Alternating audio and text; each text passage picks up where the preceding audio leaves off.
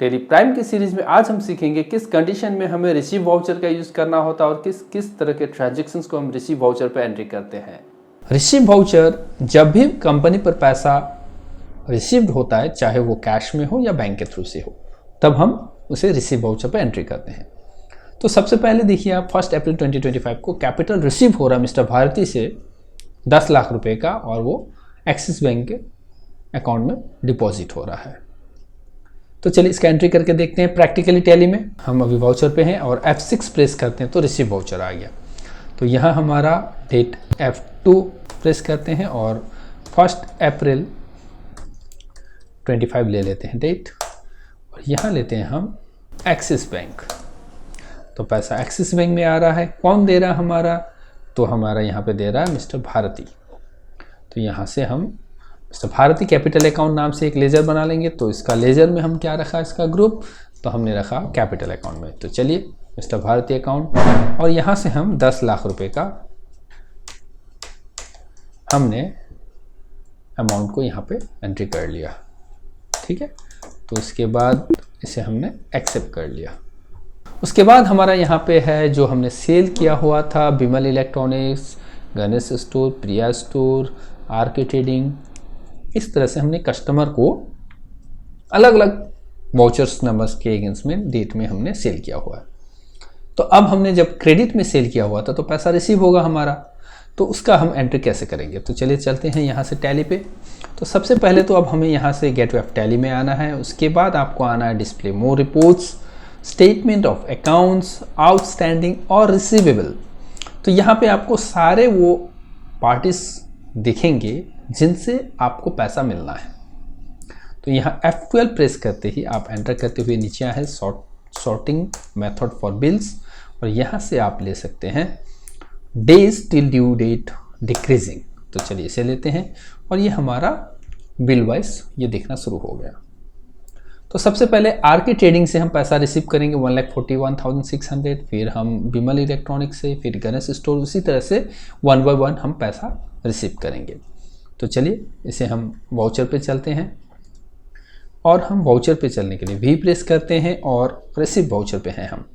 तो यहाँ हमारा जो ट्रांजैक्शंस है 1 जून को हम पैसा रिसीव करने वाले हैं। तो चलिए F2 प्रेस करते हैं और 1 जून का डेट ले लेते हैं और यहाँ लेते हैं एक्सिस बैंक और पार्टी हमारा विमल इलेक्ट्रॉनिक्स होगा और यहाँ से हमें विमल इलेक्ट्रॉनिक्स हमने सेलेक्ट कर लिया। तो यहाँ अमाउंट हमें करंट बैलेंस के रूप में यहाँ पे दिख रहा है, देखिए 1,77,000। और अगर आप यहाँ पे F12 प्रेस करते हैं तो यहाँ पे एक फीचर्स मिलेगा जो कि show current balance of ledgers. किसी भी लेजर्स का अगर करंट बैलेंस आपको देखना है, पेमेंट के समय में कितना पेमेंट हमें उनसे रिसीव करना, तो इस फीचर्स को यस करना होगा। तो हमने ये फीचर्स यस किया हुआ, तो इसीलिए हमने विमल इलेक्ट्रॉनिक्स को लेते ही यहाँ पे उनका करंट बैलेंस देखना शुरू हो गया। तो चलिए उसका अमाउंट 177 ये अमाउंट को टाइप करते हैं और यहाँ से रेफरेंस में आएगा मेथड ऑफ एडजस्टमेंट। अगर आपको मेथड ऑफ एडजस्टमेंट का पूरा डिटेल्स में अगर वीडियो चाहिए तो आप हमारे NIST नॉर्थ ईस्ट के यूट्यूब में जाइएगा और मेथड ऑफ एडजस्टमेंट के सारे वीडियो को आपको एक एक करके देखिएगा। उसमें हमने advance, against reference, new reference और अन अकाउंट को डिटेल में समझा है। तो यहाँ भी हमारा by default against reference select हो रहा है, तो यहाँ हमने अगेंस्ट रेफरेंस ले लिया और बिल नंबर 2 के अगेंस्ट में हमने 1,77,000 का पैसा रिसीव कर लिया। तो चलिए इसे एक्सेप्ट करते हैं और इसे हम एक्सेप्ट करते ही ये हमारा एंट्री कंप्लीट हो चुका है। चलिए दूसरा एंट्री करते हैं हम। अब गणेश स्टोर से अब हमने फिर से 1,77,000 का अमाउंट रिसीव करना, तो यहाँ से हम एक्सिस बैंक लेते हैं और गणेश स्टोर लेते हैं और 1,77,000 का अमाउंट यहाँ पे हम टाइप करते हैं। सेम अगेंस्ट रेफरेंस और बिल नंबर जो भी यहाँ पे दिया गया उसे एंटर करते ही हम यहाँ से एक्सेप्ट कर देते हैं। फिर दूसरा हमारा रहेगा प्रिया स्टोर से हमने 1,77,000 का और 6,000 दो बिल हमें उनसे रिसीव करना है। तो चलिए प्रिया स्टोर से हम पैसा लेते हैं। तो प्रिया स्टोर यहाँ से हम एक्सिस बैंक लेते हैं और प्रिया स्टोर यहाँ से लेते हैं और अमाउंट आ रहा है 1,83,000। तो चलिए 1,83,000 का हम अमाउंट पूरा हम रिसीव करेंगे। तो अगेंस्ट रेफरेंस में यहाँ पे 2 बिल दिखा रहा है।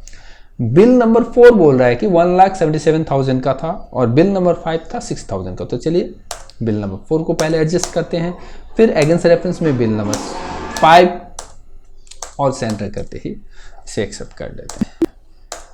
तो यहाँ हमने प्रिया स्टोर से भी सामान जो बेचा था उसका पैसा रिसीव कर लिया। तो आर के ट्रेडिंग से 1,77,000 का हमें फिर से पैसा मिलना है।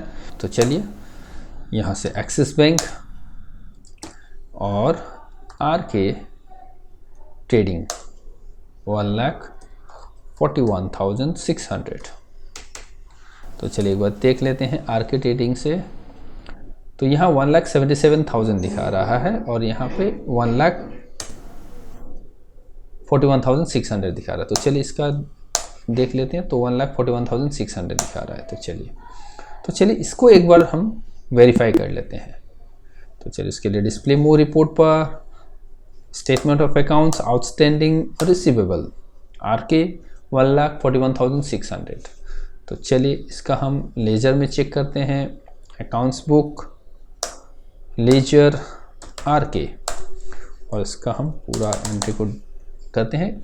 हाँ, तो यहाँ आप देख सकते हैं इसको, क्योंकि हमने सेल किया हुआ था 1,77,000 का और यहाँ पे क्रेडिट नोट हो रखा है 35,400 का सामान हमने रिटर्न लिया हुआ था उनसे। तो हमने 1,77,000 का तो उनको बेचा, मगर उन्होंने 2 पीस डिफेक्टिव होने की वजह से उन्होंने 2 पीस हमें जो भी सामान स्मार्ट टीवी था उन्होंने रिटर्न किया हुआ था। तो उसका अमाउंट 35,400 का यहाँ पे क्रेडिट नोट दिया गया। तो उसके लिए 1,77,000 से 35,400 का डिडक्शन हो गया और 1,41,600 हमारा बैलेंस था, वो हमें यहाँ पे शो कर रहा है। तो चलिए यहाँ से हम सीधे चलते हैं वाउचर पर, और यहाँ से हम वाउचर पर चलते हैं और रिसीव वाउचर पर चलते हैं एक्सिस बैंक, और हम यहाँ से आर के का अकाउंट लेते हैं और 1,41,600।